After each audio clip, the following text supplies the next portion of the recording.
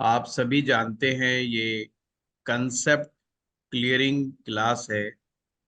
और ज्योतिष के विषय में कोई डाउट हो तो उस चीज से संबंधित क्लास है। तो जो लोग ऐप के माध्यम से सीख रहे हैं या हमारे लाइव कोर्स में हैं, वो सभी लोग इस सेशंस में होते हैं। उन्हें किसी भी प्रकार का कोई भी डाउट हो तो वो पूछ सकते हैं। हाँ लीमा जी। प्रणाम गुरुजी। प्रणाम जी प्रणाम। गुरुजी, एक क्वेश्चन मेरा पहला ये था कि अगर कुंडली में राहु खराब है तो क्या नारियल का तेल खा ले यूज करना चाहिए रेगुलर कि नहीं? पहली बात तो सुनीता जी, मैं आपको कहना चाहूंगा, लाल किताब का कंसेप्ट वहम का कंसेप्ट नहीं है। ये कोकोनट जो है, आपने ये देखना है कि ये शरीर के लिए हानिकारक है कि नहीं है। अगर ये शरीर के लिए हानिकारक नहीं है तो वो चीजें आप खा सकते हैं। चाहे आपका राहु खराब है, चाहे राहु आपका अच्छा है। मैं देखता हूं कि कुछ लोग बहुत ज्यादा जो है ना, वहम में आ जाते हैं। लाल किताब में जो उपाय होते हैं उनको वहम के साथ नहीं जोड़ना है। आपने अपनी चाहे डाइट सेलेक्ट करें, चाहे आप अपने कपड़े सेलेक्ट करें, चाहे आप अपना मोबाइल नंबर सेलेक्ट करें, चाहे गाड़ी नंबर सेलेक्ट करें, बस ये ध्यान में रखें आपके मन को क्या भा रहा है।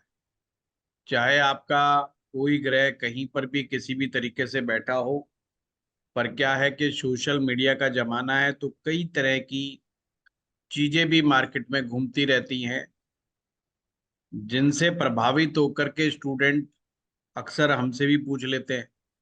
तो हमें भी जवाब देना पड़ जाता है, कुछ ना कुछ बोलना ही पड़ जाता है, मजबूरी है। जबकि मैं अंतर्मन से, दिल से खुद इन चीजों में बहुत ज्यादा बिलीव नहीं करता।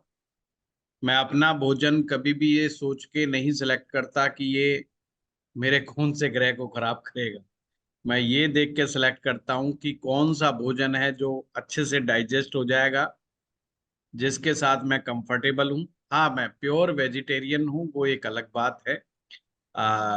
सिलेक्शन का मतलब है प्योर वेजिटेरियन। मैं सिलेक्शन मेरा कौन सा है कौन सा नहीं है, वो मेरा जरूर होता है। एक ही कंसेप्ट है एक जगह ज्योतिष में, वैदिक ज्योतिष में, कि अगर अष्टम भाव में कोई पाप ग्रह बैठा है, वो भी नॉन वेज में ज्यादा चलता है, तो उससे रिलेटेड जानवर का मांस नहीं खाना चाहिए।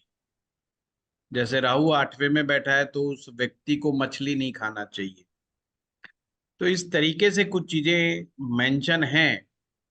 पर मेरा ये मानना है पूरे शरीर का नेचर को समझ करके, और 40-50 साल की उम्र तक आते आते लोगों को ये समझ डेवलप हो जानी चाहिए कि उनके शरीर को क्या चीज सूट करती है और क्या नहीं करती है। किसको खाने के बाद डॉक्टर के पास भागना पड़ता है या टॉयलेट में भागना पड़ता है, ये उनको समझ आ जानी चाहिए।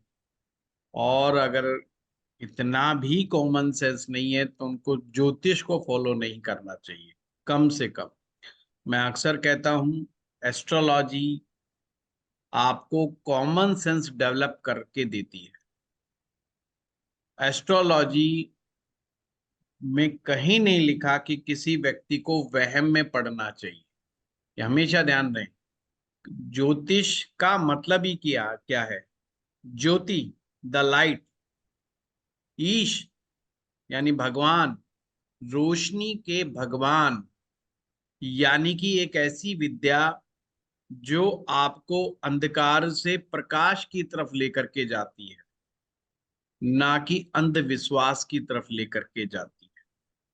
अंधविश्वास का मतलब बिना लॉजिक का कोई भी चीज, जिसका कोई लॉजिक नहीं है, उसके बात पर विश्वास करना, उस बात में वो बिलीव नहीं करती है ना। कुछ लोग कई बार कह देते हैं कि साहब मंत्र जब भी तो बिना लॉजिक का है। नहीं, आप करके देखिए, उसको राइट तरीके से करके देखिए, वो भी एक विज्ञान है। इसलिए मैक्सिमम जो भी बुक्स लिखी गई मंत्रों पर, वो ये लिखना नहीं भूलते मंत्र विज्ञान, उससे हम अपने आप में विज्ञान कहते हैं। तो कहीं पर भी, चाहे आप मंत्र जाप करें, चाहे आप साधना करें, आप मेडिटेशन करें, आप प्राणायाम करें, आप कोई भी उपाय करें जिसमें कोई किसी प्रकार का लॉजिक नहीं, तो मेरे हिसाब से उसको करना नहीं। हाँ, आपकी मनपसंद चॉइस है कि कोई कलर आपको अच्छा नहीं लग रहा तो मत पहनिए, तो उसमें मैं कहूंगा कि आप अपनी चॉइस से पहन। रंग बिरंगे कपड़े पसंद है वो पहन लीजिए, जो आपकी पर्सनैलिटी और आपके काम को के लिए सुटेबल हो वो पहनिए, जो आपके लिए कंफर्टेबल हो वो पहनिए। तो ये एक ऐसा प्लेटफार्म है जहां मैं खुल के बोल सकता हूँ। है, कई बार तो क्लास में भी नहीं बोल पाता हूँ क्योंकि लोगों की भावनाओं का ध्यान रखने के चक्कर में फंस जाता हूँ। पर यहाँ पर मैं बहुत स्पष्टवादी हो जाता हूँ। है, परवाह नहीं रहती कि कौन नाराज होगा कौन नहीं होगा। हाँ, समिता शर्मा जी। प्रणाम सर। प्रणाम और प्रणाम। मैं एस्ट्रो पाठशाला के बहुत सारे रिकॉर्डेड वीडियोस देखती हूँ, लाल किताब के। वेरी और गुड। वैसे मैं एक एनेस्थीसियोलॉजिस्ट हूँ, दिल्ली में रहती हूँ। अरे वाह। राजस्थान से हूँ, बॉर्न इन उदयपुर। और अपनी मेरी एक छोटी सी यात्रा है ये, मैं अभी बस एस्ट्रोलॉजी की ओर बढ़ रही हूँ।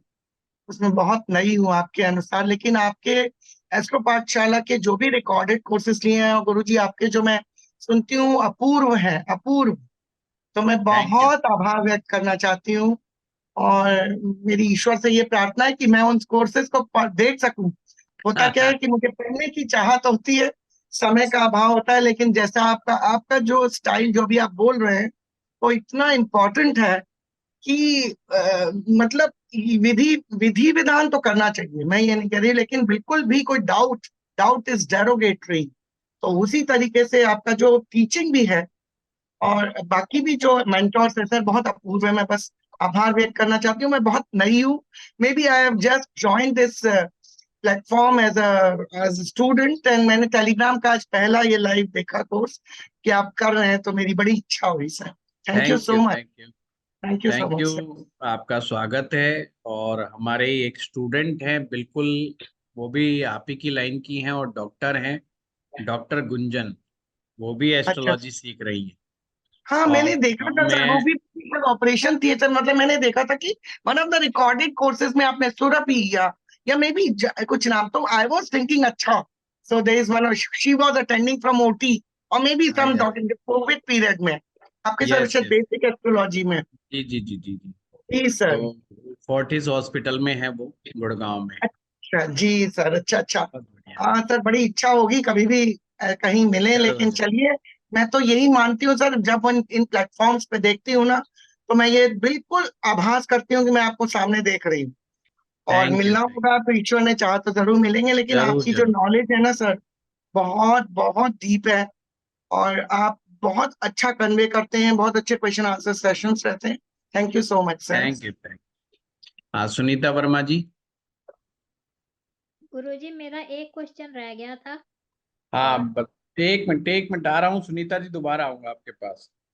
जी जी। Thank you. सीमा जी, अब बताइए क्या कह रहे हैं। गुरुजी मैं ये कहना चाहती थी कि आपकी आपकी जो वीडियोस होती हैं चाहे लंबी होती हैं, पर ऐसे दिल को ना एक जैसी ठंडी बुछार पड़ती है, वैसे जिस ज्ञान को लेने के लिए मैं इतने साल से तरस रही थी वो मिला मुझे धन्यवाद। आपके वीडियोस में।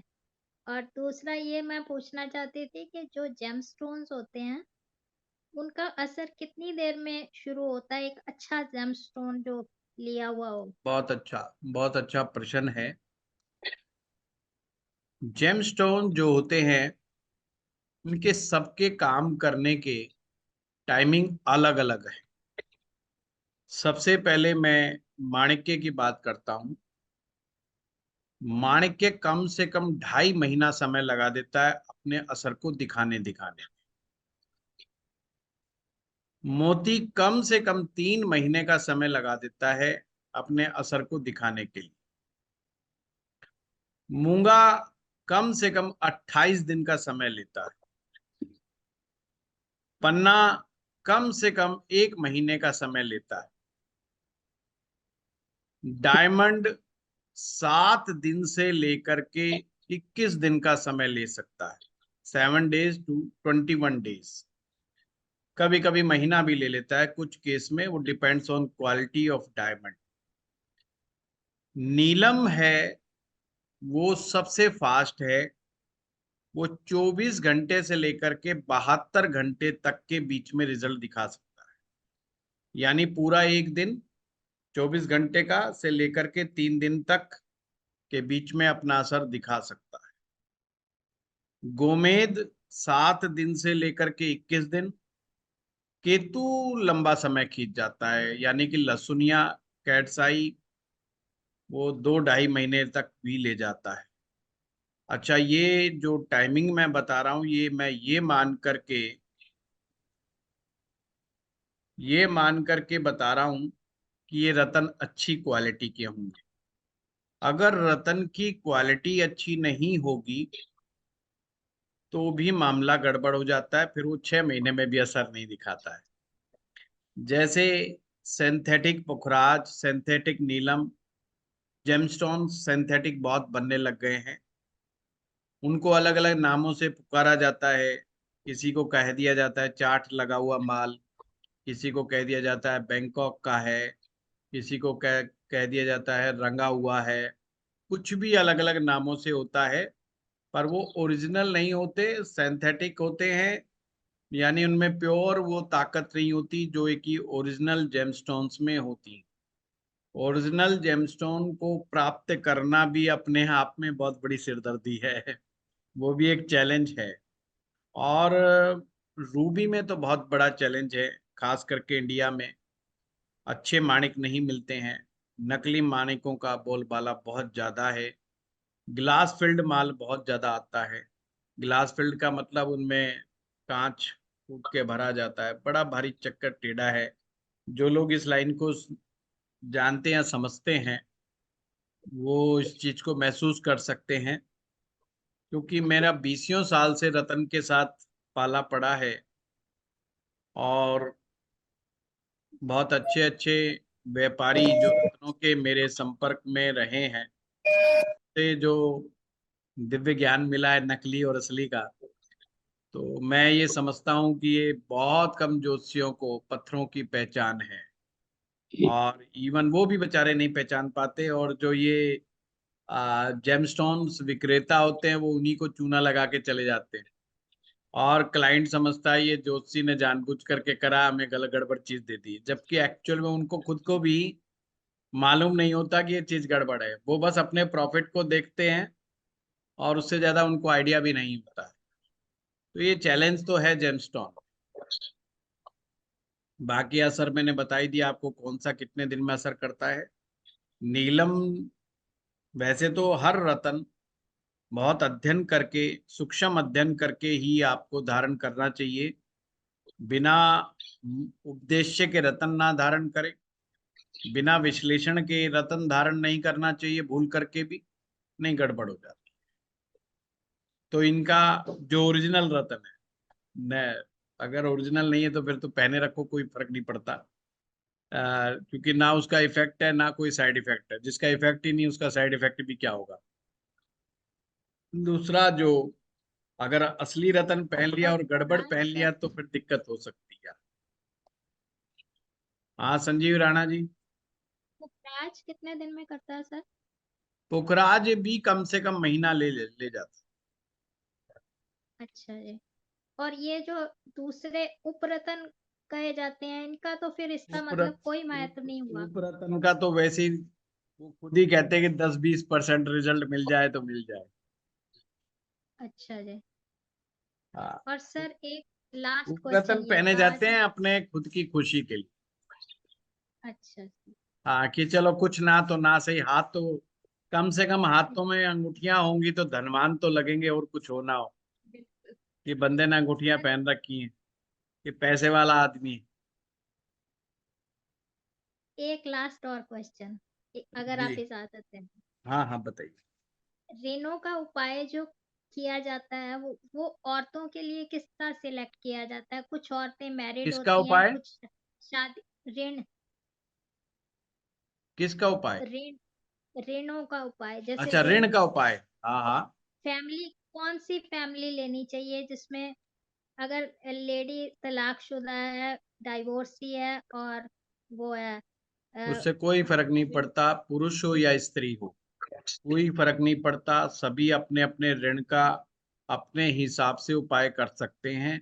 सिर्फ जो हमारा पितृ ऋण है, और पितृ ऋण में भी जो लोग हरिद्वार में जाकर के या अपने विष्णु जी के स्थान पर जाकर के या भगवान शिव के स्थानों पर जाकर के, जहाँ पे 12 ज्योतिर्लिंगों का जो स्थान है, जो लोग पितरों के लिए पिंडदान वगैरह करवाते हैं, उसमें कहा जाता है कि किसी पुरुष की मदद ले ले। बाकी और कहीं कोई मनाही नहीं है। बाकी जितने भी पितृ ऋण हैं, बाकी सॉरी जितने भी ऋण हैं, महिला अपने ऋणों के लिए कर सकती। नहीं, कोई उसमें ऋणों के लिए उसको कौन सी फैमिली चुननी चाहिए? कौन सी, क्या खुद को खुद के ही करने चाहिए। नहीं नहीं, वो कहते हैं ना कि सारी फैमिली वाले मेंबर से आप वो जितना पितृ ऋण का उपाय, वो पितृ ऋण के उपाय जो 9 तरह के पितृ ऋण बताए गए हैं लाल किताब में, वो उनका वो उनमें फैमिली चूज करनी चाहिए ना। वो जो भी हाँ ब्लड जी, रिलेशन के लोग होते हैं। हाँ जी, नहीं कौन सी फैमिली आनी? मैंने कह दिया ना, जो भी ब्लड रिलेशन के लोग होते अच्छा, तो एक लेडी के लिए फिर ब्लड रिलेशन उसके अपने घर वाले हैं। होंगे, अपना मायके वाले नहीं नहीं, सारे? वो वाले परिवार वाला नहीं, है ना, अपने ससुराल वाले। अच्छा, ससुराल में जितने भी लोग हैं, हाँ चाहे जी वो जी। डाइवोर्सी है, चाहे चाहे नहीं नहीं, डाइवोर्स है, चाहे डिवोर्स ही। वो। आप बातों को अड़ाओ मत सुनीता जी, यूं तो इतने ही फैन बट लगते चले जाएंगे कि मैं जवाब ही नहीं दे पाऊंगा। जो डिवोर्स ही हो गई है तो उसका उस ससुराल में क्या लेने देना? कल को वो अपने देवर को कैसे संपर्क करेगी, और देवर क्यों मानेगा, भाभी के मामले में क्यों अड़चन अड़ाएगा? वो तो उससे नफरत करेगा। अब किसी कोई विडो हो गई है तो बताओ क्या, कैसे क्या करेंगे? तो विडो है, डिवोर्सी है, वो सब डिपेंड। ये है ना, आपको चीज को समझ करके करना होगा। तो जरूरी नहीं है। तो अगर उसका ससुराल नहीं है किसी भी कारण से, तो अपने फिर परिवार के लोगों को बस साथ बैठ के डिस्कस करेगी, अकॉर्डिंग टू सिचुएशन डिसीजन लिया जाए। ठीक है सर, बहुत क्लियर हो गया मुझे। हाँ, संजीव राणा जी। प्रणाम गुरुजी। प्रणाम। गुरुजी, मेरा एक लाल किताब के मैं अभी नया हूँ, और मेरा एक सवाल ये है कि जैसे दूसरे भाव में मंगल शनि बैठा हो और 8वें भाव में मंगल हो, जी। तो इन दोनों का आपस में क्या इफेक्ट रहेगा? इफेक्ट इफेक्ट तो पूरी कुंडली देख के संजीव जी समझ में आता है। आप प्रश्न पूछिए कि दूसरे भाव में शनि बैठा है, मंगल 8वें में, तो उसका क्या समझना चाहते हैं? इफेक्ट तो हाँ जी। बिना पूरी कुंडली देखे जी समझ जी। में कुछ नहीं आता। हाँ, ये दोनों ऐसे बैठे हैं, 2 में 8 में, तो इनका क्या, मैं समझना चाहता हूँ इनके बारे में भी क्या। मैं वही तो पूछ रहा हूँ संजीव जी, जी। क्या समझना चाहते हो? वो भी तो कोई डायरेक्शन दो कि क्या हाँ जी। समझना चाहते हो। जैसे गुरुजी, 8वां भाव 100% दृष्टि से ये दूसरे को देखता है, हाँ तो इसका बिल्कुल मतलब ठीक क्या है। उनकी युति हो जाएगी वहां दूसरे भाव में? नहीं, दृष्टि का मतलब युति नहीं है। जी। जैसे एक लड़का लड़की को देखने के लिए, कई बार लड़का लड़की देखने के लिए बुलाते ही नहीं हम शादी से पहले, और वो सिर्फ देख रहे हैं। अब देखने को अपन ये थोड़ी कहते हैं शादी हो गई। ऐसे ही बात है। हाँ, तो ऐसे ही ग्रह की दृष्टि है। जब ग्रह की दृष्टि है तो दृष्टि ही माने, उसको युति ना माने। वो वैदिक ज्योतिष में जरूर कंसेप्ट है कि वो भी एक प्रकार की युति मानी है, एक्चुअल युति नहीं, एक प्रकार से, मतलब समझाने के लिए भाई एक प्रकार से, क्योंकि वो ग्रह अपनी एनर्जी को दूसरे ग्रह तक पहुंचाने में सक्षम है। सिर्फ इसका मतलब ये हो। ठीक है। तो प्रणाम एक गुरु जी। दूसरा मेरा दूसरा ये था कि जैसे पंचम में चंद्रमा बैठा हो, तो हम्म। बृहस्पति और सूर्यदेव 10वें में बैठे हैं, तो उनकी उसको टक्कर लग रही है, 8वीं टक्कर 5वें जी भाव को। जी जी जी। तो और ये बृहस्पति और सूर्य भी आपस में मिलके चंद्रमा बनाते हैं। जी जी जी। तो ऐसे फिर चंद्रमा को मतलब नहीं टक्कर नहीं, दे रहा तो। ये आपको जी फिर मसनोई ग्रह के कंसेप्ट को दोबारा समझना चाहिए। वो और कई बार वीडियो देखो, मसनूई का जी तात्पर्य मैंने उसको किस तरीके से लिया है। ऐसा नहीं है कि अगर वो दोनों बन गए हैं तो फिर वो चंद्रमा बनेगा। चंद्रमा का मतलब उसमें क्या समझाया गया है कि अगर आपका जो मेन चंद्रमा है, अगर वो किसी कारण से कमजोर पड़ जाता है, तो जो वो मिलकर के जो चंद्रमा बन रहा है वो उसकी कमजोरी को पूरा करने का कार्य करेगा। इसका मतलब नहीं वो चंद्रमा बन के चंद्रमा की तरह ही टक्कर मारेगा, ऐसा नहीं। ठीक। ठीक है। प्रणाम गुरु जी। ठीक है, धन्यवाद गुरु जी। ओके, हाँ रेणु दुबे जी,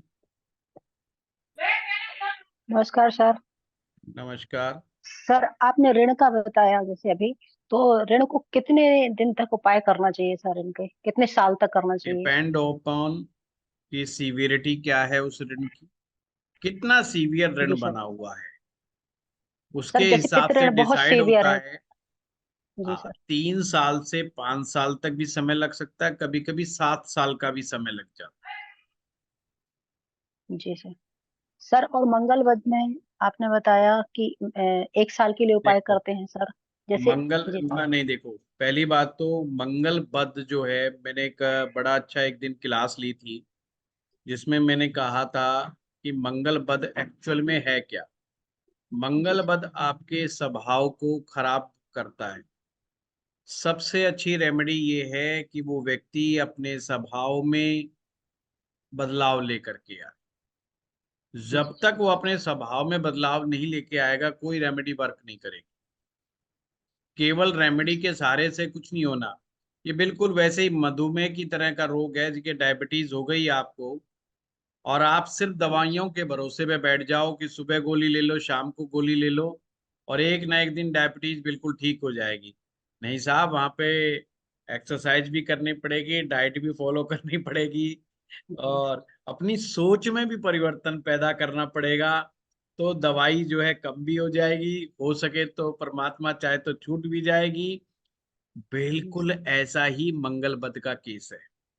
ये केस 6 महीने में भी ठीक हो सकता है, 1 साल में भी ठीक हो सकता है, और ये केस सारी जिंदगी भी ठीक नहीं हो सकता। जी अगर सर। वो व्यक्ति अपने अंदर बदलाव लेकर के नहीं आता, तो ये सारी जिंदगी भी ठीक नहीं होता।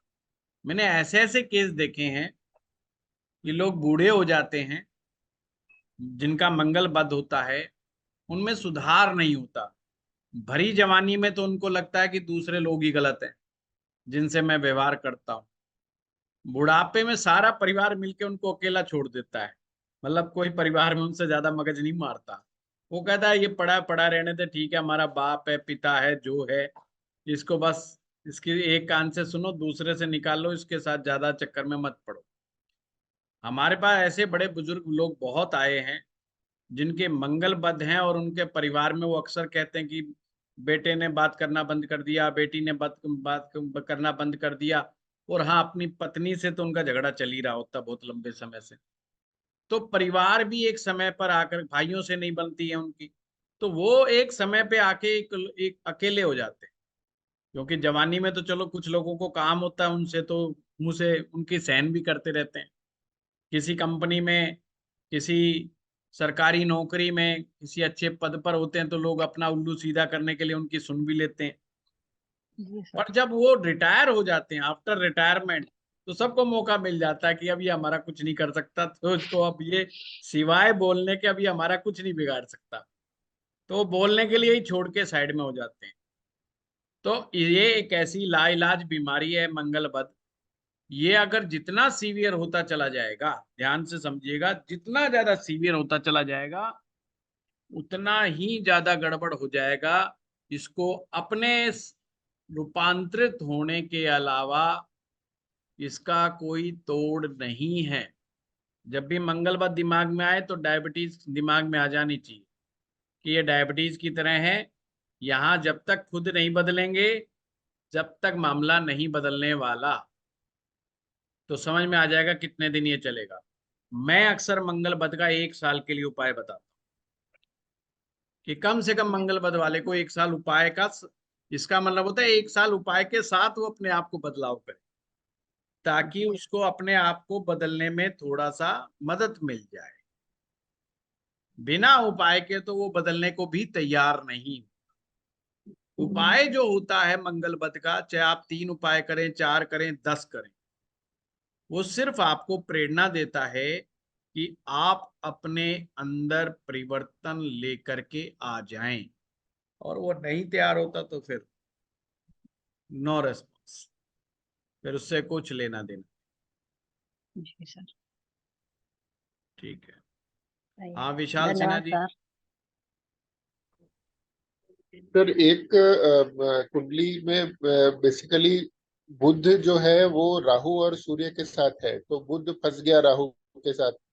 और तीसरे भाव में केतु है, तो इस केस में कम्युनिकेशन पे और अपने आप को एक्सप्रेस करने में प्रॉब्लम आती है, जो लक्षणों में भी सिद्ध होती है।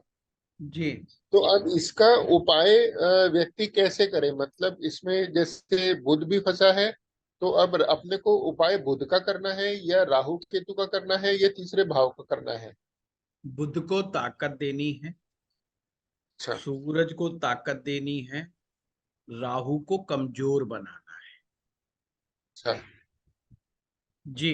प्लस में बुध के जो साथी ग्रह होते हैं उनसे भी मदद लेनी पड़ेगी,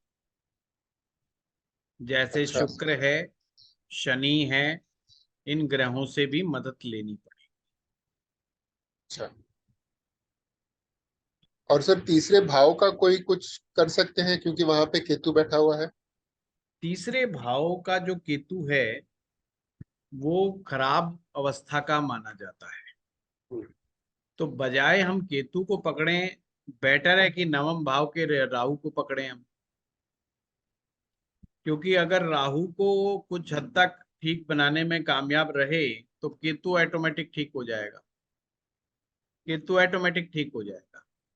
हमेशा ध्यान रखिएगा, राहु ठीक होगा तो केतु ऑटोमेटिक ठीक हो जाएगा। पर हाँ जी। केतु को ठीक करके राहु को ठीक करने की कोशिश करोगे, हो तो जाएगा, but it will takes a long long time, अच्छा। जब तक कि सामने वाला क्लाइंट जो है उपाय करना ही छोड़ देता है। मतलब it will takes 1 year, 2 year, 3 years, फिर जाकर के राहु में परिवर्तन आएगा। तो मच बेटर है कि राहु का ही उपाय किया जाए। फिर इसमें कौन सा उपाय सबसे कारगर, सबसे अच्छा पहली रहेगा? बात तो यह है कि राहु नवम का राहु जो है, हमेशा है ना, केस को ऐसे देखना है कि यहाँ पर बैठा हुआ प्लेनेट क्या क्या डिस्टर्ब कर रहा है, जी। क्या चीज। जैसे हमारे समाज में देखते हैं ना, कोई छोटा मोटा गुंडा होता है तो ऊपर वाले जब पुलिस वाले जब आपस में बैठते हैं तो कहते हैं देखो ये नुकसान कितना कर रहा है, कितना नहीं कर रहा, किस लेवल का कर रहा है।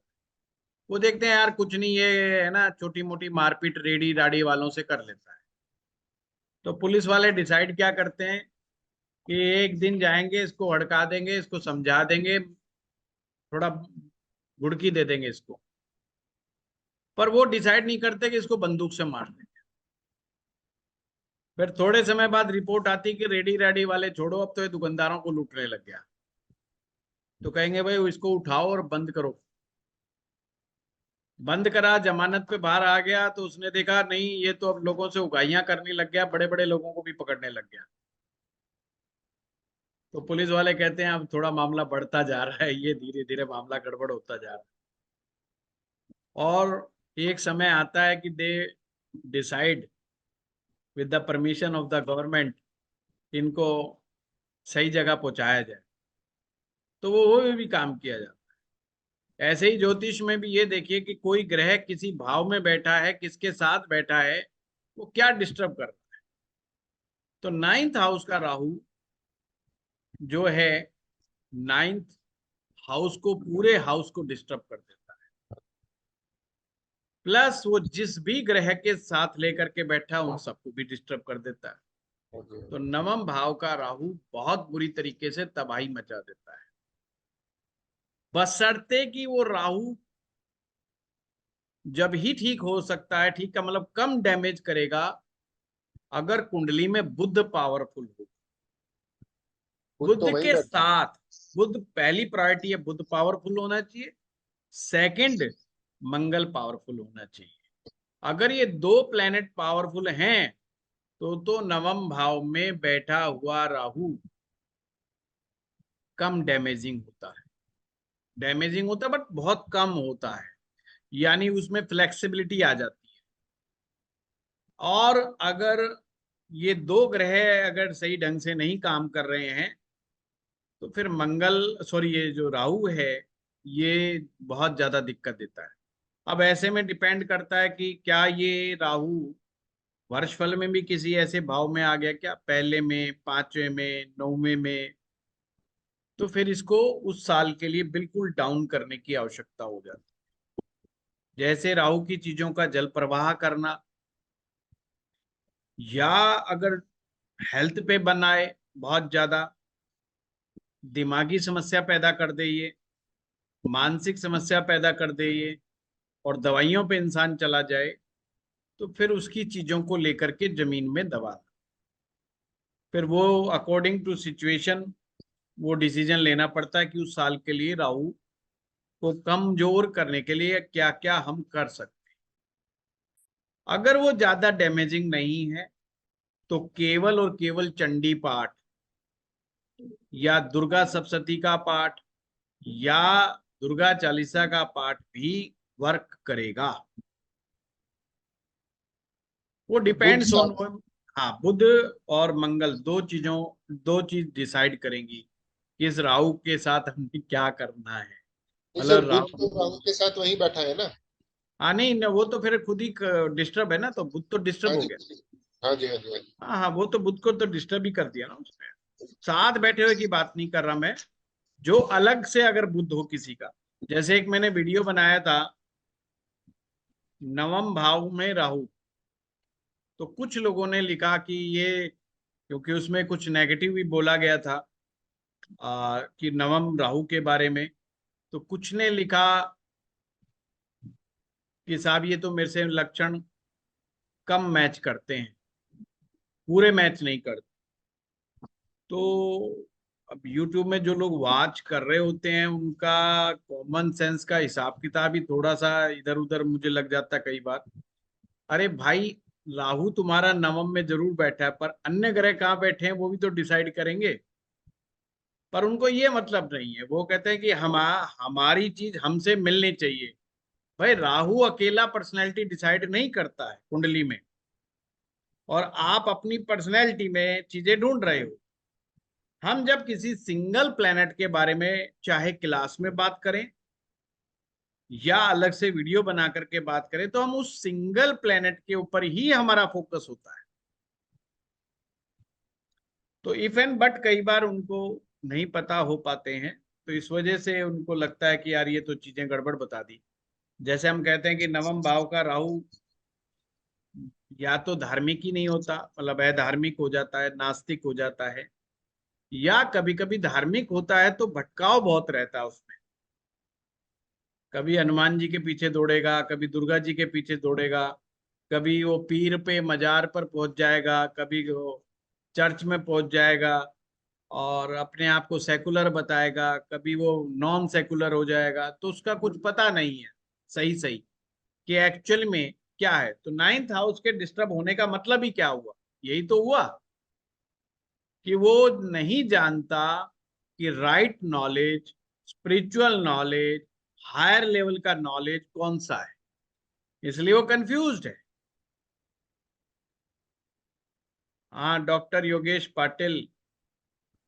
सर एक ये और पूछना था कि कल ये सोमवती अमावस्या है, हाँ तो इस पे बिल्कुल है, भी जैसे उसमें कुछ कह रहे हैं कि पितृदोष का अगर इलाज किया जाए तो बड़ा अच्छा उस पे हाँ इफेक्ट पड़ेगा। तो डेफिनेट।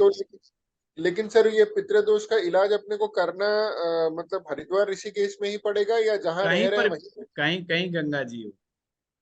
नहीं, गंगा जी नहीं है सर, बॉम्बे में क्या करें? बॉम्बे में क्या करें, तो आप नासिक के पास जो त्र्यंबकेश्वर है उस तीर्थ स्थान पे जाके कर सकते हैं, वहां पर अच्छा। भी पितृदोष शांति होती है। हाँ, पहले तो मैं ये बता दूं ये जो सोमवती अमावस्या है, इसका हमारे शास्त्रों में बहुत बड़ा महत्व है। सोमवती अमावस्या बहुत कम लोगों को नसीब होती है, और हम सभी लोग बहुत खुशकिस्मत हैं कि जब से हम लोग पैदा हुए कई बार सोमवती अमावस्या देख चुके हैं। महाभारत में यहाँ तक उल्लेख है कि पांडवों को अपने पूरे जीवन काल में सोमवती अमावस्या नहीं प्राप्त हुई थी। तो सोमवती अमावस्या काल सर्प दोष शांति के लिए, पितृदोष शांति के लिए, शनि ग्रह की शांति के लिए, या जिनकी कुंडली में अमावस्या दोष है उनके लिए अद्भुत दिन है। इसी को व्यर्थ नहीं जाने देना चाहिए। अवश्य ही अपने दोषों का निवारण के लिए उपाय किया जाना चाहिए, और जिन लोगों की कुंडलियों में ये सब दोष नहीं है उन्हें अवश्य ही दान पुण्य करना चाहिए, अच्छे कार्य करने चाहिए, अच्छे कर्म करने चाहिए, और जितना हो सके सामर्थ्य के अनुसार जो भी वो अच्छे से अच्छा कर्म कर सकते हैं उन्हें करना चाहिए। सर जैसे आपने पितृदोष के लिए मुझे बताया था, तो मैंने पिछले साल अगस्त में करवाया है, तो अभी करवा लेंगे तो इस साल का हो जाएगा पितृदोष का काम, या जी जी अगस्त में जी, फिर कराना हो पड़ेगा? जाएगा। अगर व्यवस्था बन जाए तो मैं कहूँगा ये पितृदोष के लिए बहुत ही उत्तम दिन है। ये सोमवती अमावस्या, जो 52 अमावस्या आती है हमारे साल में, उनमें से सोमवती अमावस्या, शनैचरी अमावस्या, भौमवसरी अमावस्या, ये बड़ी महत्वपूर्ण मानी गई है, पर सबसे ज्यादा उत्तम सोमवती अमावस्या है। तो ये कल के दिन में पूजा करनी है हमें, कल का पूरे हाँ दिन में कभी भी कर? जी जी जी तो त्रिम्बकेश्वर में करवा सकते हैं सर? जी, बॉम्बे के पास में ही है, 2-2.5 घंटे का रन पड़ेगा, 2-2.5-3 घंटे का। जी जी जी। कोई तो इसमें नजदीक है और तो कोई नजदीक है नहीं। क्या करवाना होगा, मतलब पंडित जी को क्या बोले उधर कि हमें बोलते हैं ये लोग त्रिपिंडी श्राद्ध बोलते हैं उस तरफ। इसका वो करवा लें? हाँ धन्यवाद सर, धन्यवाद। हाँ, योगेश पाटिल जी, गुरुजी नमस्कार। नमस्कार। मैं आप एक सवाल ये था मेरा कि जो टक्कर का जो भाव है, तो जी आपका वीडियो देखा था मैंने, उसमें आपने बताया था कि जो फर्स्ट हाउस है वो 10th हाउस से धोखा होगा। तो उसमें अगर लग्न का भी ऐसा कॉन्सेप्ट है कि सिर्फ लग्न का हाउस, लग्न के भाव को कोई टक्कर देगा ऐसा? पहली बात तो टक्कर का कंसेप्ट बिल्कुल अलग है योगेश जी, हम्म। और धोखे का ग्रह का कंसेप्ट बिल्कुल अलग है। टक्कर हाँ होती है कोई भी ग्रह से अपने से 8वें भाव में बैठे हुए ग्रह को टक्कर मारता है, हाँ और धोखे का कंसेप्ट है बिल्कुल अलग, कि लगन से अपना, या अपने भाव में से 10वें भाव में बैठा हुआ ग्रह कभी कभी धोखा दे सकता है। अब वो धोखा 2 गुना 3 गुना भी हो सकता है, पर धोखा जरूरी नहीं कि वो धोखा देगा ही देगा। वो किस साल धोखा देगा किस साल नहीं, फिर वो कुंडली देख करके समझा जाता। और दूसरा सवाल ये था गुरुजी, फ्रॉम 10वां घर अपने से 5वें घर को किक देता है, मतलब हाँ, पैर से टक्कर किक देता है। मारता, हाँ, टक्कर तो मारता। वो अपने से पिछले वाले घर को या 10वें से अगले वाले घर को? नहीं, मैं कहूंगा योगी जी, आपसे रिक्वेस्ट करूंगा, टक्कर के कंसेप्ट को और धोखे के ग्रह के कंसेप्ट के वीडियो को आप दोबारा सुनिए। आपने अगर YouTube से देख रहे हैं, या आपने ऐप से कोर्स परचेज किया हुआ है? हाँ। नहीं नहीं, ऐप से कोर्स लिया हुआ है? नहीं, ऐप से कोर्स भी लिया है, लेकिन नहीं यूट्यूब नहीं से बहुत सारे कोर्स देखे। नहीं नहीं, YouTube में एक सिस्टमेटिक वे से वीडियोस नहीं डले हुए होते हैं। कभी हम्म। कभी हमारी एक क्लास चल रही होती है, तो उससे आगे जो क्लास चल रही होती है उसका पूरा रूपांतर, वो कनेक्शन होता है, यूट्यूब हाँ पर हाँ। वो कनेक्शन मिसिंग हो जाता है कई बार। इसलिए मैं समझने की कोशिश कर रहा था। अगर आपने ऐप से होता तो बहुत बेटर है, फिर भी आप यूट्यूब से भी लिया है तो यूट्यूब पर टक्कर के 2-3 वीडियोज फिर से देखिएगा, तो मेरे हिसाब से आपको अभी फिर क्वेश्चन पूछने में आप सक्षम होंगे। ठीक है गुरुजी, धन्यवाद। हाँ, हरीश फुलवानी जी। गुरु जी नमस्ते। आपने नमस्ते। जो अभी one of the student had asked one of the question, Rahu की कौन सी चीजें हैं जो हम लोग प्रवाह कर सकते हैं या फिर दबा सकते हैं? देखिए, प्रभावित करने में नारियल है, जौ है, जौ यानी बारले हैं, रांगा है, ये सभी राहु की चीजें होती हैं। और दबाने के लिए दबाने अगर के लिए वर्षफल रांगा में भी आए तो? होता है, जौ भी होता है। Okay, same thing. Thank you. Thank you. ठीक है। हाँ, सुमेर जी बताइए। नमस्कार सर। नमस्कार। सर उस दिन हम लोगों ने सिक्स्थ भाव किया था। मैं अच्छा। उस समय मैं आपसे क्वेश्चन पूछ नहीं पाया था, मैं जहाँ बैठा था मैं बोल नहीं सकता था। इतना समझ आ गया कि हमने बुध को देखना है, बुध जितना स्ट्रांग होगा तो हम प्रॉब्लम से निकलने में उतने ही सक्षम रहेंगे। बिल्कुल। पर एक पॉइंट आपने और बोला था कि बुध ये सिक्स्थ भाव जितना एक्टिव हो जाएगा उतने प्रॉब्लम्स भी आ सकते हैं। मेरे को ये पॉइंट नहीं, कंफ्यूजन कर गया। सुमेर जी, वो मैंने ये बताया था कि अगर छठे भाव में एक से ज्यादा ग्रह बैठ जाए, किसी भी भाव में, वो कंसेप्ट ये था, किसी भी भाव में अगर दो या दो से अधिक, ये चले गए क्या? मुझे दिखाई नहीं दे रहे, लगता है आई थिंक चले गए। डिस्कनेक्ट हो गए गुरु जी। हाँ, डिस्कनेक्ट। चलो, वो आएंगे जब बात करेंगे। हाँ, वो डिस्कनेक्ट ही हो गए। अब आए। चलो, ज्वाइन करना। हाँ, प्रिया दुबे जी। नमस्कार गुरुजी। नमस्ते। अ, नमस्ते। गुरुजी, यदि 8वें भाव में बुध और सूर्य बैठे हो तो हम्म। ये क्या लाइफ में कैसे इफेक्ट देंगे ये थोड़ा पता नहीं चल रहा था। देखो, इफेक्ट के बारे में कभी भी मत ऐसे समझो, क्योंकि जी। इफेक्ट ऐसे समझ नहीं आएगा। मैं तो सूर्य और बुध को मिला करके भूल जाऊंगा, पर उसको चीजें आपसे मैच नहीं करेंगी। ठीक है ना? ओके। तो वो बेटर है कि आप ये पूछते हैं कि सूर्य बुध 8वें में बैठे हैं तो सेकंड भाव की दृष्टि देंगे कि नहीं देंगे, वो तो या ये सूर्य बुध 100% का दृष्टि में। कॉम्बिनेशन, हाँ, ये सूर्य बुध का कॉम्बिनेशन क्या कहता है, क्या नहीं कहता है। तो हम्म, वो चीज है। सूर्य बुध अगर 8वें में है तो एक तरह से तो अच्छा है, एक तरह से अच्छा है, पर एक तरह से गड़बड़ अच्छा। भी है कि सूरज 8वें में बैठ गया। जी। छठे भाव में सूरज, 7वें में सूरज, 8वें में सूरज मंदे होते हैं, यानी जी। कमजोर हो जाता है। हाँ जी। तो यहाँ पे सूरज कमजोर हो गया। ओके। तो हाँ, आत्मबल कमजोर हो गया फिर। आत्म कमजोर हो गया। देखिए, ओके। अभी एक समूह के अंदर मैं बोल रहा था, जी। तो वहां पर बात हुई कि हमें भी चुनाव लड़ना चाहिए क्योंकि चुनाव का समय आ गया। जी।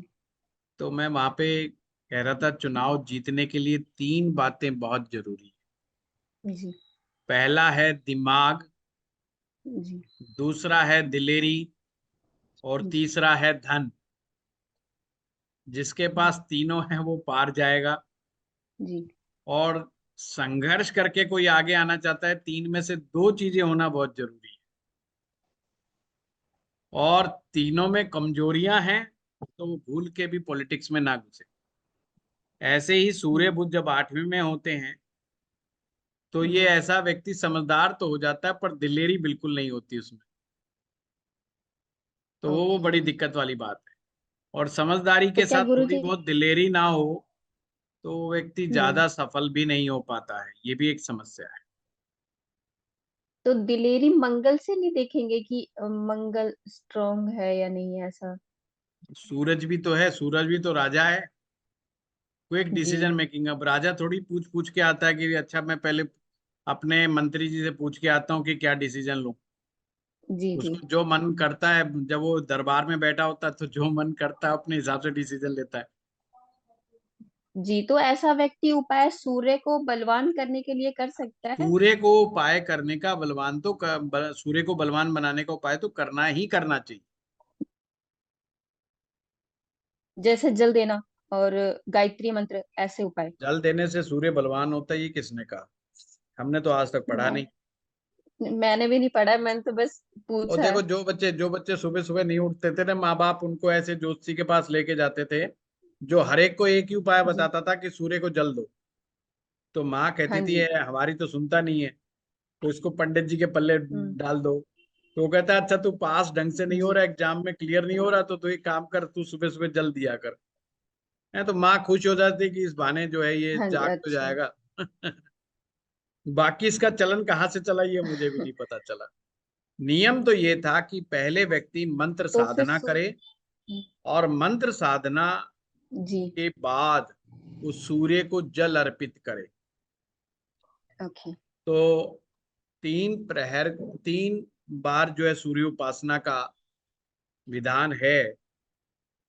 तो अलग अलग तरीकों से अलग अलग समय में की गई सूर्य पूजा के समय कैसे जल अर्पित करना चाहिए सूर्य को, क्योंकि सूर्य जी। को जल का अर्पण करना सूर्य को बड़ा अच्छा लगता है। पर केवल सूर्य को जल देना है और उससे बलवान होगा, तो इस वहम में नहीं रहना चाहिए। हाँ, 10-12 साल अगर आप ये उपाय कर सको तो फिर थोड़ा बहुत 10-20% रिजल्ट मिल सकता है, उसमें तो मैं मना। सूर्य जी, तो मतलब सूर्य को बलवान करने के उपाय करने के लिए सूर्य उपासना करेंगे तो बलवान हो जाएंगे। जल्दी गायत्री होता मंत्र है, भी कर जल्दी सकते होता है। It may be 6th month, 3 month, 6 month, 1 year में काफी अच्छा चेंजेस महसूस करेंगे आप। हैं जी। और प्लस में गायत्री मंत्र भी कर सकते हैं। हाँ, वो तो बहुत ही अद्भुत है, बहुत ही प्यारा है, और बहुत ही अद्भुत है, और बहुत ही इफेक्टिव है। अच्छा, तो क्या बुध इसमें क्या, जिससे कि अगर बुध सूर्य के साथ बैठ गया तो सूर्य ने अस्त कर दिया है बुध को, नहीं ऐसा देखेंगे? और नहीं राहु पे नहीं कुछ नहीं, इफेक्ट आएगा मुझे राहु लगता है बुध पे, ऐसा अबे, कुछ? नहीं नहीं लगता है प्रिया जी, अभी आपको और स्टडी करनी चाहिए, और आप सीखिए। अभी आप ऐप से सीख रहे हैं या कैसे, यूट्यूब से? नहीं, क्लास ज्वाइन की हुई है मैंने लाल किताब की। नहीं, 1 ईयर वाली? जी। हाँ, तो अभी नहीं, अस्त वाला आपने पूछा ना, तो कोई जी। बात नहीं, आप चिंता मत कीजिए, फिर तो आप मेरे पास ही 1 साल तक, टेंशन मत जी। लीजिए। और मैं वीडियोस भी देखती रहती हूँ आपके यूट्यूब से, तो गुरु जी ये पूछना था कि जो यूट्यूब से वीडियो देख के भी मैं नोट्स बना लेती हूँ, तो हाँ, वो क्या अच्छी वो बात है, तो वो भी मतलब लिंक कर अच्छी सकती हूँ मैं अच्छी आपसे? बात है। पर मेरा ये मानना है, जिनको ज्योतिष अच्छे से समझ में आता है उनके लिए यूट्यूब बेटर है। ओके। तो हाँ मतलब आपकी क्लास को और यूट्यूब की क्लास को कंबाइन कर सकती हूँ? हाँ, बिल्कुल बिल्कुल। ठीक है गुरु जी, धन्यवाद गुरु जी। हाँ सुमेर जी, आप बीच में से डिस्कनेक्ट हो गए थे। हाँ तो जी मैं सर, ये वो आपको बता रहा था कि अगर छठे भाव में 2 या 2 से अधिक ग्रह आ जाएंगे तो वो उतना ही हैवी हो जाता है। हैवी होने का मतलब हो गया कि वो बहुत एक्टिव हो गया है। एक्टिव तो छठा भाव हमेशा ही रहता है, और उससे वो ज्यादा एक्टिव हो जाता है, ज्यादा ग्रह आने से। तो उससे व्यक्ति के जीवन में छठे भाव का इम्पैक्ट कुछ ज्यादा ही पड़ जाता है, जो कि नहीं चाहिए हम लोगों को। अब मुकदमा भी थोड़ी ना हर छठे महीने मुकदमा आना चाहिए, ये कौन सा प्रमोशन हैं? तो छठे भाव से आने वाली चीजें अच्छी नहीं होती हैं ज्यादा। ये बैलेंस मात्रा में ठीक है भाई, इतनी आए कि सबक सिखा जाएं और चली जाएं बस। इससे ज्यादा दिमाग, इससे ज्यादा तो ये सरदर्द बन जाती है। ध्यान से हमें समझना चाहिए, छठा भाव पति पत्नी का सेपरेशन को भी दिखाता है, ये भी गड़बड़ है। पार्टनरशिप के सेपरेशन को भी दिखाता है, पार्टनरशिप भी तुड़वा देता है ये। तो इट्स नॉट सो गुड। तो ये बैलेंस ही होना चाहिए बस, इससे ज्यादा नहीं होना चाहिए। Okay sir, thank you. हाँ लक्ष्मी जी।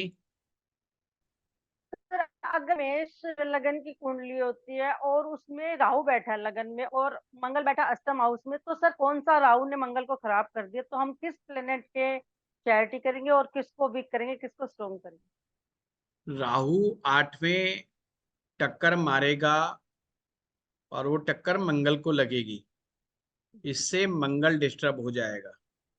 मंगल के डिस्टर्ब होने से मानसिक रूप से भी ये अच्छा नहीं माना जाता, और शारीरिक रूप से भी अच्छा नहीं माना जाता मंगल का डिस्टर्ब होना।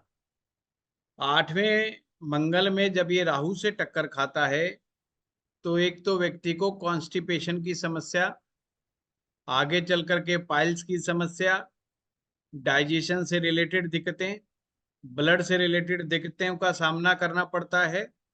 पेट की कई प्रकार की तकलीफें हो सकती हैं, उनका सामना करना पड़ता है, और कई बार ये सर्जरी की तरफ ही लेकर के चला जाता है। मानसिक रूप से व्यक्ति को गुस्सा जल्दी आता है, इरिटेशन बड़ा जल्दी आ जाता है, जिससे वो व्यक्ति झगड़ा कर बैठता है। और कहाँ झगड़ा करेगा? बाहर नहीं झगड़ा करेगा, अपने घर में झगड़ा करता है। यस सर, यही सब हो रहे हैं। है ना? हाँ, तो ये सब दिक्कतें हैं। ऐसे में मंगल को ताकतवर बनाइए, राहु को थोड़ा कमजोर करने का प्रयास कीजिए। तो मतलब राहु की चैरिटी करनी है, परवाह करनी है चीजों को राहु। नहीं, परवाह करने वाला इतना जल्दी नहीं। उसके लिए तो मैं कहूंगा कि आपको प्रॉपर एडवाइस लेनी चाहिए, केवल क्लास में सुन के नहीं, क्योंकि इट में भी हार्मफुल भी हो सकता है। प्रवाह करने से ग्रह का इफेक्ट जो है काफी हद तक कमजोर हो जाता है। तो कई चीजें देखनी पड़ती हैं हमें प्रवाहित करने से पहले। कहीं राहु से रिलेटेड काम ना हो, कहीं व्यक्ति का अगर उससे रिलेटेड काम है तो समस्या हो जाएगी। अब सर उससे कोई, रिलेटेड नहीं है। हाँ, तो कोई यूट्यूबर हो बेचारा और वो राहु के इफेक्ट, राहु का चीजों को प्रभावित कर देगा, तो उसका पता चला उसके साथ गड़बड़ होनी शुरू हो गई है, तो वो नहीं। हाँ रजनी जी, थैंक यू सर। म्यूट पर हैं आप, म्यूट पर हैं रजनी जी। गुरु जी प्रणाम। प्रणाम। मेरा क्वेश्चन ये डाउट है कि जैसे आपने बता भी दिया, लेकिन फिर भी मेरे को डाउट है अभी कि बृहस्पतिवार का जो व्रत करते हैं या जिनका बृहस्पति कमजोर होता है, तो हम अभी तक यही सुनते आए हैं कि केले नहीं खाने, केले नहीं खाने। तो इस पे डाउट है, क्योंकि हम खुद घर में करते तो केले नहीं खाने, वो 1 साल से केले ही नहीं खाता, उसे केले खाने पसंद है तो वो केले कभी नहीं खाएगा, क्योंकि उसका बृहस्पति वीक है और उसको वो व्रत करता है। तो ये डाउट है मेरा, देखो, ये डाउट। व्रत व्रत जो होते हैं ना, वो दो प्रकार से किए जाते हैं। हाँ जी, हाँ एक जी रिलीजियस रूप से, एक स्पिरिचुअल रूप से। जी स्पिरिचुअल उपवास जो होता है ये बड़ा आनंददायक होता है, और जी रिलीजियस उपवास जो है सर दर्द हो जाता है कई बार। जी बिल्कुल। इसका मतलब क्या है कि हमने फॉलो करना है उन बातों को भी जो जिनका लॉजिक हमें समझ में नहीं आ रहा। जी अब जी क्या कि पीला पहनना है और पीला ही खाना है, जी जी जी या हाँ जी, किसी ने कह दिया पीला बिल्कुल नहीं खाना है, तो हम हाँ उसी जी बात के पीछे लग गए। जी स्पिरिचुअल जी उपवास ऐसे नहीं होते। स्पिरिचुअल उपवास ना जो आत्मा को शांति दे, जी जी आत्मा को आनंद दे, वो स्पिरिचुअल उपवास होते हैं, जिसमें जी भूखा नहीं रहना होता, बस सेलेक्टिव खाना होता है, कम खाना जी होता है, आनंददायक खाना होता है, जिसमें नमक और सरसों के तेल का उपवास नहीं होता। नेचुरल फूड खाना होता है और नेचुरल तरीके से खाना होता है। जैसे फ्रूट्स ले लिया और उसको खा लिया बिना नमक लगाए, है ना? जैसे कई जी बार जी खाते हैं हम लोग, उसमें नमक मिला लेते हैं, या कुछ जी फ्रूट्स में, सेब में नमक मिला लेते हैं। वो हाँ सब जी, हाँ नहीं। जी। 2 बार अच्छा। खाएं, 3 बार खाएं, आराम से खाएं, मस्त रहें। भगवान ने दिया है खाने के लिए, खाएं, तो जी टेंशन मत पालें। ज्यादा अच्छा उपवास का फायदा उठाने के लिए कोशिश करें कि भगवान का नाम जप करें, ज्यादा से ज्यादा, जी जितना समय मिले। थोड़ा सा काम कर लिया, काम करने से फुर्सत मिली, तुरंत नाम जप के लिए बैठ जाएं। जी मौन का ज्यादा से ज्यादा सहारा लें उपवास के दिन। जी कोशिश करें कि मैंने कम से कम बात कर ली, कम से जी कम जी बोल, जी नीड टू, तो जी उपवास का लाभ कई गुना ज्यादा बढ़ जाएगा। प्रयास करें जिस दिन आप उपवास रखें, कोई दान पुण्य का भी जरूर आप बनाइए प्रोग्राम। जी जी 1 रुपए का दान करिए, पर करिए कि साहब मुझे आज दान करना है।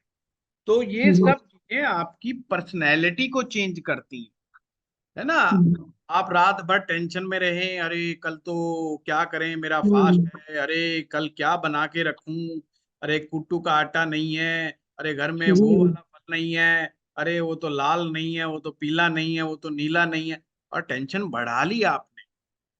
जी उद्देश्य तो था उपवास करने का कि टेंशन कम हो। भाई जी जीवन में टेंशन कम हो, यही तो होता है मकसद, उद्देश्य।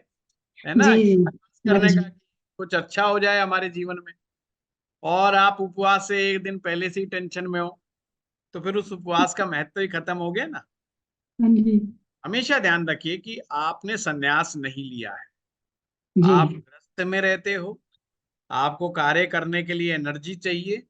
हाँ, पर जो एनर्जी चाहिए वो शुद्ध रूप से शुद्ध चाहिए, उसमें प्याज नहीं होना चाहिए, उसमें लहसुन नहीं होना चाहिए। जिनमें भी तमस है का गुण है जिस भोजन में, वो जी भोजन त्याज्य हो जाता है उपवास के समय। अनाज है, उस दिन अनाज नहीं लेना है हमने। कोशिश जी करें कि हम फलाहार पे रहें तो ज्यादा उचित है। जी दुग्धाहार में भी अगर वो डेयरी प्रोडक्ट्स को भी थोड़ा अवॉइड कर सके तो बेस्ट है कि ना जी लें। बेटर जी है कि ड्राई फ्रूट से रिलेटेड जो, जैसे बादाम का दूध है, काजू जी का दूध है, या मूंगफली का दूध है, उस जी दूध को बना करके उसका सेवन करें। दही खाने का शौक है तो उसी की दही का उपयोग करें। पनीर अच्छा खाना है तो उसी के दूध का पनीर बना करके उपयोग में जी जी लेकर कोशिश करें कि जितना शुद्ध और जो कम से कम प्रोसेस्ड हो।